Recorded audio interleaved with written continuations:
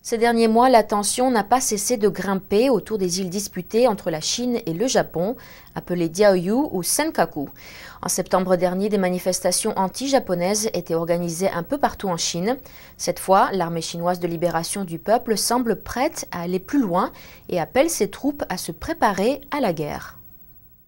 La semaine dernière, dans le cadre d'une session d'entraînement, l'armée de libération du peuple de Chine a reçu l'ordre de se préparer à la guerre. L'ordre a été donné par les quartiers généraux qui supervisent l'armée. Selon cet ordre, les forces armées devraient s'entraîner à, je cite, « s'engager et remporter des batailles ».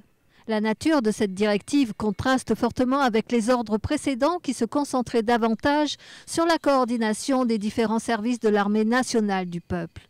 Le terme d'Achang signifiant s'engager dans la guerre n'avait pas été utilisé jusqu'à présent. L'ordre ne mentionnait pas le Japon, mais ce commentaire dans le journal de l'armée de libération du peuple rappelle des images de l'invasion japonaise en Chine lors de la Seconde Guerre mondiale. L'article suggère aussi que le Japon a rassemblé d'autres pays d'Asie du Sud-Est dans le but de, je cite, « contenir la Chine ». Certains responsables militaires chinois ont appelé à une attaque rapide pour affirmer la souveraineté de la Chine sur les îles Diaoyu, disputées avec le Japon. Ils ont utilisé l'expression « tuer un poulet » pour effrayer les singes. Pour les observateurs, cet appel à la guerre ne repose sur rien, la Chine ayant plus à perdre qu'à gagner dans une guerre ouverte.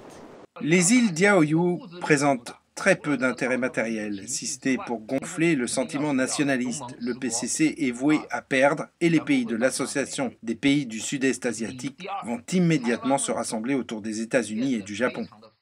La Chine ne s'est pas engagée dans un conflit militaire direct depuis la guerre du Vietnam en 1979. De plus, la Chine est actuellement troublée par une série d'importants conflits internes.